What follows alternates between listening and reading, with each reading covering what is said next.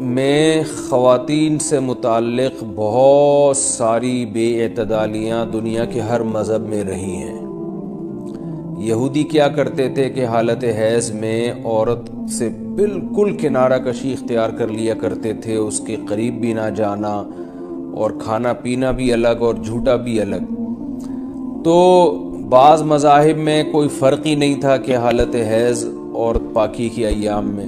تو جب اسلام دنیا میں آیا تو صحابہ کرام کو یقیناً یہ خیال پیدا ہوا کہ بھئی اب اسلام کے اس بارے میں کیا احکام ہیں کہ جب خواتین مینسز کی حالت میں ہوتی ہیں شادی شدہ، تو کیا ہم ان سے ہم بستری کر سکتے ہیں یا نہیں کر سکتے، کیا اس کے احکامات ہیں؟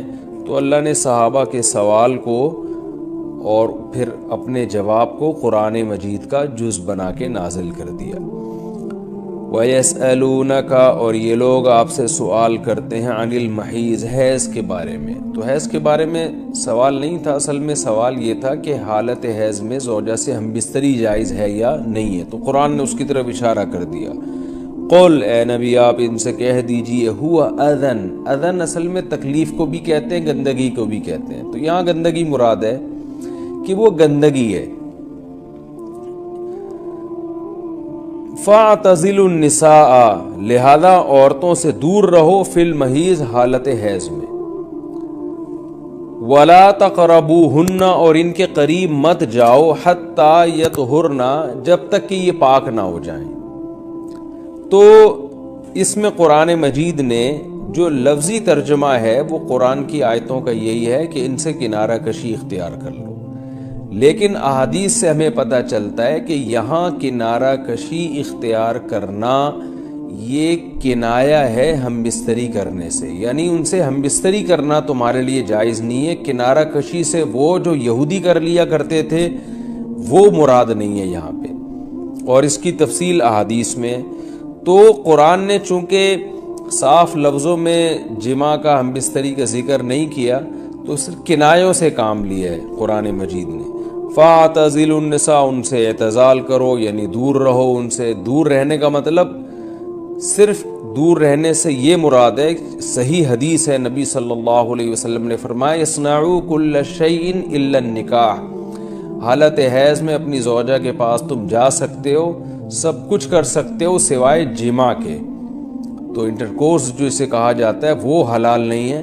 تو باقی نبی صلی اللہ علیہ وسلم نے فرمایا کہ ایسے کنارہ کشی کہ بالکل اس کا جھوٹا نہ پیو اور بالکل دور ہو جانا، اس کی اسلام میں اجازت نہیں ہے، اور نہ بستر الگ کرنے کی ضرورت ہے۔ تو یہ سارے قرآن کے کنائے ہیں۔ کنایا کا مطلب ہوتا ہے کہ آپ صرف اشاروں میں بات کر رہے ہیں، صراحتاً بات نہیں کر رہے۔ تو میں اس میں نقطے کی بات بھی بتاؤں گا کنایا کیوں ہے، کہ فَاعْتَزِلُوا النِّسَاءَ فِي الْمَحِيضِ، عورتوں سے حالت حیض میں دور رہو، وَلَا تَقْرَبُوهُنَّ، ان کے قریب مت جاؤ۔ تو یہ قریب جانا بھی اصل میں جماع اور ہم بستری سے کنایا ہے، یعنی اشارہ ہے ہم بستری مت کرو۔ تو جماع کا صراحتاً ذکر نہیں کیا جا رہا، تو مراد وہی ہے کنایا، کنائے میں بات کی جا رہی ہے۔ ایک جگہ قرآن میں آتا ہے لا تقربوا الزنا، زنا کے قریب مت جاؤ۔ تو ممکن ہے کسی کو اشکال ہو کہ وہاں تو ہم یہ کہتے ہیں کہ زنا کے قریب بھی مت جاؤ، تو وہاں قریب نہ جانے سے ہم حقیقی معنی مراد لیتے ہیں کہ بھئی زنا ایسا کام کرنا جو زنا یعنی زنا تک لے کر جاتا ہے وہ بھی تمہارے لیے حرام ہے، تو وہاں تو یہ ترجمہ کرتے ہیں۔ تو یہاں بھی وہی ترجمہ ہونا چاہیے، وَلَا تَقْرَبُوهُنَّ، ان عورتوں کے قریب بھی مت جاؤ۔ یا مطلب کیا ہے کہ اس گھر میں بھی نہ رہو، اس کمرے میں بھی نہ رہو جہاں تمہاری جو بیوی رہتی ہے جو مینسز کی حالت میں ہے۔ تو یاد رکھیں وہاں چونکہ زنا کا لفظ اللہ نے صراحتاً ذکر کر دیا، کنایا کی اب ضرورت نہیں ہے، لہذا وہاں لا تقربو کا مطلب لا تقربو ہی ہے، یعنی قریب مت جاؤ۔ تو زنا کے قریب مت جاؤ یہ کنایا نہیں ہے، اس کا مطلب صاف کہ زنا تو دور کی بات ہے، کوئی ایسا کام بھی نہیں کرنا جو زنا کے قریب لے کے جاتا ہے۔ لیکن یہاں اللہ نے ہم بستری کے لفظ کا صراحتاً ذکر نہیں کیا، لہذا جہاں ذکر نہیں ہوتا تو وہاں اشارتاً ذکر کیا جاتا ہے، اور اشارتاً جب ذکر کیا ہے تو یہاں لا تقربوہن، یہ قرب سے خاص قسم کا قرب مراد ہے، اس سے مطلق قرب مراد نہیں ہے کہ کسی کے بھی قریب چلے جاتے ہیں، تو یہاں خاص قسم کا قرب مراد ہے۔ وہ قرب یہی ہے کہ مکمل جمع کرنا حالت حیض میں، اس کی اجازت نہیں دی جا رہی، لیکن اللہ نے اس کو گول مول طریقے سے کنائے کے ذریعے ذکر کیا ہے۔ حتیٰ یطہرن، یہاں تک کہ وہ پاک ہو جائیں۔ تو یہ جو میں نے بتایا کہ حالت حیض میں نبی صلی اللہ علیہ وسلم سے صحیح احادیث سے ثابت ہے، اور اس پر پوری امت کا اجماع ہے، اتنی واضح احادیث ہیں بخاری اور مسلم کی اس بارے میں کہ حالت حیض میں آپ بیوی کے قریب جا سکتے ہیں، اور حیا کے خلاف مسئلہ ہے، لیکن اب ایک بات آ گئی تو میں بتا دوں کہ اس کی تفصیل فقہاء نے بیان کی ہے کہ جو ناف سے لے کر گھٹنوں تک جسم پہ کوئی کپڑا ڈال دیا جائے اور پھر باقی زوجین ایک دوسرے سے جو ہے وہ ریلیشن قائم کر سکتے ہیں باقی باڈی کے ذریعے، لیکن یہ کہ جو مکمل جمع ہے وہ حلال نہیں ہے اور وہ سخت گناہ ہے۔ آگے اللہ نے ارشاد فرمایا فَإِذَا تَطَهَّرْنَا، پس جب وہ مکمل پاک ہو جائیں، فَأْتُوهُنَّ، تو پھر تم ان کے پاس آؤ۔ اب یہ بھی دیکھیں ان کے پاس آؤ یہ کنایا ہے جمع سے، یہ نہیں کہ آپ کی زوجہ جو ہے وہ جب حیض سے پاک ہوئی ہے تو آپ اب اس کے پاس جا کے چائے پی سکتے ہیں، وہاں بیٹھ کے کھانا کھا سکتے ہیں، یہ مراد نہیں ہے، یہ سب کنائے اور اشارتاً قرآن بات کر رہا ہے۔ فَأْتُوهُنَّ، تو ان کے پاس آؤ، یعنی مطلب ان سے تم جمع کر سکتے ہو، جمع کرو ان سے، من حیث امرکم اللہ، ایسے جیسے اللہ نے حکم دیا ہے۔ تو اس سے پتہ چلتا ہے کہ جمع کا ایک ناجائز اور حرام طریقہ بھی ہے اور ایک جائز طریقہ بھی ہے، تو قرآن بتا رہا ہے کہ جائز طریقے سے تم جمع کر سکتے ہو، ناجائز طریقے سے جمع نہیں کر سکتے۔ وہ جائز اور ناجائز کیا ہے وہ میں انشاءاللہ بتاتا ہوں۔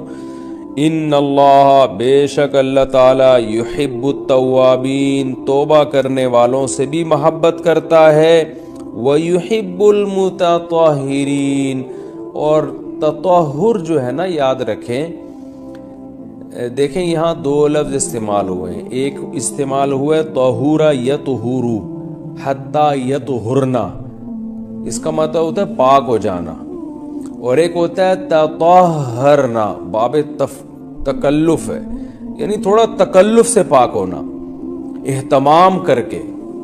ایک پاک تو یہ ہے کہ بس چلو بھی پاک ہو گئے، ایک ہے کہ بہت یعنی پاک صاف رہنے کی بڑی کوشش کرنا۔ تو جو صفائی پسند لوگ ہوتے ہیں نا، وہ جب تک صفائی کا خبط ان کے اوپر سوار نہیں ہو جاتا اور تکلف نہیں کرتے، اس وقت تک پاک صاف وہ رہتے نہیں ہیں۔ تو اس لیے اللہ تعالیٰ نے تکلف کے ساتھ طہارت کا حکم دیا۔ تو اسی وجہ سے بہت سے علماء کہتے ہیں کہ اس سے حالت حیض کے بعد غسل کرنا مراد ہے، کہ اگر عورت کے 10 دن سے پہلے حیض آنا ختم ہو جائے تو عورت پر پھر واجب ہو جاتا ہے کہ وہ باقاعدہ غسل کر کے اپنے آپ کو پاک صاف کرے، تو یہی مراد ہے اس سے۔ اللہ نے فرمایا فَإِذَا تَطَهَّرْنَا، جب وہ مکمل پاک ہو جائیں، فَأْتُوهُنَّ مِنْ حَيْثُ أَمَرَكُمُ اللَّهُ، تو پھر اس طرح آؤ ان کے پاس جیسے اللہ نے حکم دیا، بے شک اللہ تعالی محبت کرتا ہے توابین، توبہ کرنے والوں سے، وَيُحِبُّ الْمُتَطَهِّرِينَ، اور خوب تکلف کے ساتھ پاک صاف رہنے والوں سے۔ تو توبہ اور تطہر کا تذکرہ کیا۔ توبہ روحانی طہارت کو کہتے ہیں، اور جو تطہر ہے وہ جسمانی طہارت کو کہتے ہیں۔ یعنی اسلام یہ چاہتا ہے کہ آپ روحانی طور پہ بھی پاک صاف رہیں اور جسمانی طور پہ بھی۔ روحانی پاکی کیا ہے کہ اگر آپ سے کوئی گناہ ہو جاتا ہے تو رو دھو کے اللہ کو منا کے راضی کر لیں، تاکہ دل جو گندہ ہوا ہے وہ بھی صحیح ہو جائے۔ اور جسمانی پاکی یہی ہے کہ جسم پہ کوئی گندگی لگی ہے تو وہ پاک ہو جائے۔ تو اس میں اللہ نے حالت حیض میں عورت کو بھی حکم دیا کہ وہ بھی نہا دھو کے پاک ہو جائے جب حیض سے پاک ہوتی ہے، اور مرد کو بھی حکم دیا کہ حالت حیض میں تم گندگی کی حالت میں جمع مت کرو بیوی کے ساتھ، خون میں لت پت ہو جائے گا انسان، اور یہ گندگی ہے تو اللہ تعالیٰ پاک صاف رہنے والوں کو پسند کرتے ہیں۔ تو جو حالت حیض میں بیوی سے جمع کرتا ہے، اس کا مطلب وہ پاک صاف آدمی نہیں ہے، وہ گندگی کے وقت میں اس کے قریب جا رہا ہے، تو یہ بھی غلط ہے۔ اور اگر خدا نخواستہ کسی سے ایسا ہو گیا ہو تو اللہ نے توبہ کا حکم دیا کہ توبہ کر کے اللہ کو مناؤ، کیونکہ روحانی طور پر جو گندگی ہوئی ہے اس سے بھی تمہیں پاک رہنا ضروری ہے۔ تو اللہ کو اچھے لوگ، پاکیزہ لوگ پسند ہیں۔ تو حالت حیض کی آیتوں کے بعد اللہ نے یہ اس لیے حکم دیا تاکہ اس عمل کے دوران گندگی